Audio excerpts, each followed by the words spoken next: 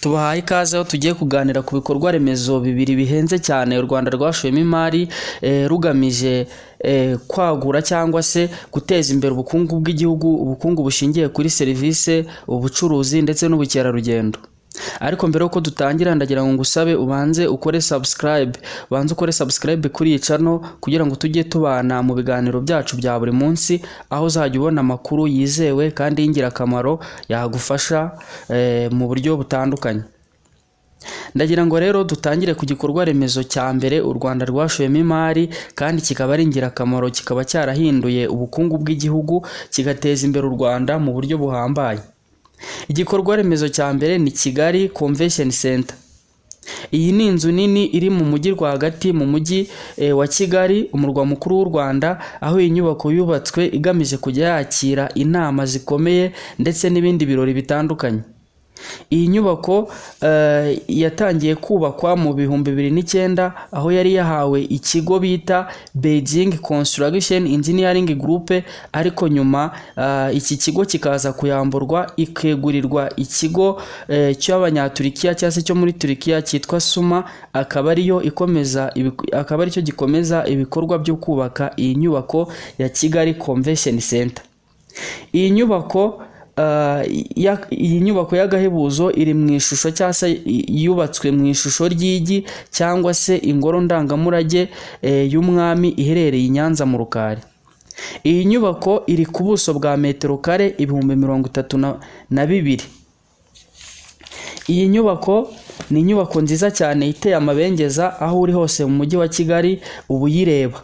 Mu ijoro yaka amabara atandukanye, amabara yiganjemo amabara y'idarapo ry'igihugu cy'u Rwanda, ariko biranashoboka yuko bashobora no kuyatsa mu yandi mabara atandukanye. Iyi nyubako ya Kigali Convention Center ifite hoteli y'agahebuzo cyangwa se hoteli izwi cyane yitwa Radisson Blu. Iyi ni hoteli y'inyenyeri 5.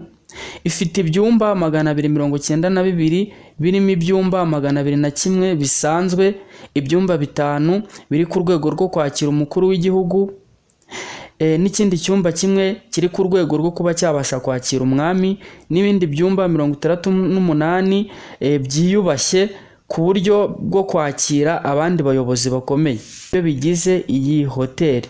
Hari n'ibindi byihariye 5 biteye mu buryo bwisanzuye. Ifite igikoni cyihariye cyabasha gutekera abantu 4,000. Kigali Convention Center ifite parikingi yo munsi y'ubutaka ishobora guparikwaho imodoka 180. Wakongeraho n'indi rusange imodoka 650 zigaparika mu mutekano zisanzuye. Muri kumva neza rero yuko iyi nyubako ya Kigali Convention Center ari inyubako y'agahebuzo, inyubako itangaje, aho iyi nyubako rwose ifite ubushobozi bwo kwakira inama zikomeye, inama z'agatangaza, ku buryo abantu benshi bashobora kuyikoreramo inama cyangwa se ibirori bitandukanye bakayicaramo nta kibazo rwose. Iyi nyubako rero ni inyubako nziza, aho ikomeje gufasha u Rwanda mu iterambere, aho abashoramari cyangwa se abantu baturutse mu bice bitandukanye by'isi bashobora kuza bakahakorera inama. Uko basura u Rwanda, uko bakora inama mu Rwanda, niko bahasiga amafaranga, niko babasha gusura u Rwanda, kandi ibi bifitiye u Rwanda akamaro gakomeye cyane mu byerekeranye n'ubucuruzi, ishoramari ndetse n'ubukerarugendo. Iki rero twavuga yuko ari igikorwa cyangwa se igikorwa remezo cy'agahebuzo gifatiye runini igihugu cy'u Rwanda.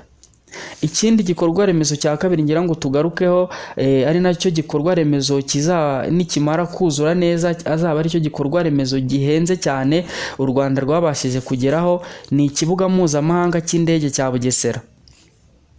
Iki kibuga cy'indege cya Bugesera giherereye mu majyepfo y'umujyi wa Kigali mu karere ka Bugesera, aho iki kibuga cy'indege cya Bugesera kiri kuri metero 1,400 hejuru y'inyanja. Ikibuga mpuzamahanga cya Bugesera gisa nkaho kizanasimbura ikibuga mpuzamahanga cya Kanombe cyangwa se ikibuga mpuzamahanga cya Kigali, kuko iki kibuga kizaba ari ikibuga kinini rwose gifite ubushobozi bwo kwakira abagenzi miliyoni 14 mu gihe kizaba kimaze kuzura rwose kizaba gifite ubushobozi bwo kwakira miliyoni 14. Iki kibuga cy'indege rero cyubatswe mu mafaze cyangwa se mu byo twakwita ibyiciro bibiri. Icyiciro cya mbere rero cyaratangiye, biteganyijwe yuko iki cyiciro cya mbere cyo kubaka ikibuga mpuzamahanga cya Bugesera kizarangira mu mwaka w'ibihumbi 2026. Iki kibuga mpuzamahanga cya Bugesera muri 2019 nibwo habonetse umufatanyabikorwa ushoramo imari ari ikigo cya Qatar. Ukuboza 2019 nibwo Qatar Airways yemeye gukora cyangwa se gufata imigabane 60% kuri iki kibuga ikabasha kucyubaka. Ubwo imigabane 60 izaba yihariwe na Qatar Airways, noneho 40% iba yihariwe n'u Rwanda. Iki kibuga biteganyijwe yuko kizaba kimaze kuzura neza mu mwaka w'ibihumbi 2032, kikazaba gifite ubushobozi bwo kwakira miliyoni 14 ku mwaka. Ibikorwa byo kubaka iki kibuga mpuzamahanga cya Bugesera byatangiye mu mwaka w'ibihumbi 2017, ariko muri 2018 biza ibikorwa byo kubaka biza kugenda gakeya. Niyo mpamvu haje gushakwa undi mufatanyabikorwa ariwo bita Qatar Airways, abasha kwegukana 60% yemera kubaka iki kibuga cy'indege, aho baje kuvugurura igishushanyo mbonera cy'iki kibuga bakagishyira ku rwego rw'agatangaza cyangwa se ku rwego ruhebuje. Iki kibuga kizaba kimeze nk'ikibuga mpuzamahanga cyitwa Hamad giherereye mu mujyi wa Doha muri Qatar.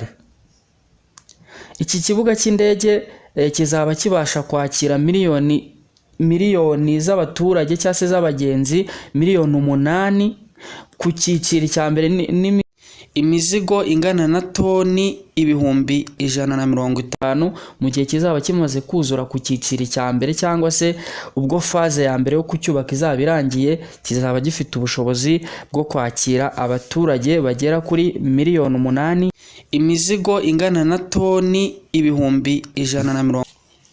Iki kibuga cy'indege gifite icyo twakwita nk'urwinjiriro cyangwa se gate zigera ku 10 ndetse n'ibiraro by'abagenzi 6. Iki kibuga cy'indege biteganyijwe yuko kizuzura kimaze gutwara miliyari 2,500 by'amafaranga y'u Rwanda. Urebye neza iki kibuga rwose kizinjiriza u Rwanda cyangwa se kizafasha u Rwanda mu byerekeranye n'ubucuruzi, ubukerarugendo n'ishoramari, kubera yuko kizakurura abashoramari baturutse hirya no hino ku isi bakaza mu Rwanda gushora imari.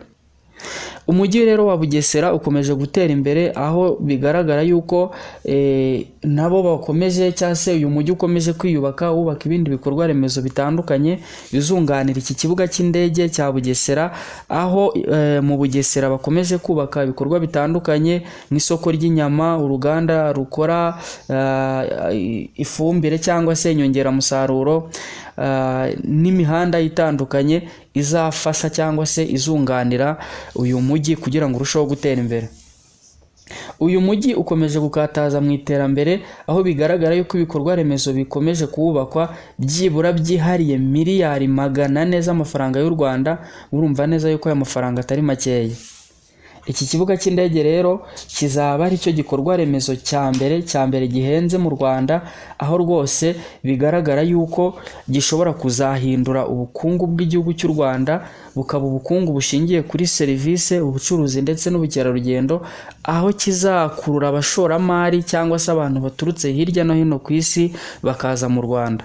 Mbibutsa neza yuko rero n'imiterere cyangwa se u Rwanda ahantu ruherereye bizatuma iki kibuga cy'indege kibasha kunyurwaho n'abantu benshi, kuko bigaragara yuko u Rwanda cyangwa se u Rwanda ruri mu mutima rwagati wa Afurika, aho bizoroshya abagenzi baturutse mu mpande zitandukanye kuba babasha kunyura kuri iki kibuga berekeza mu byerekezo bitandukanye.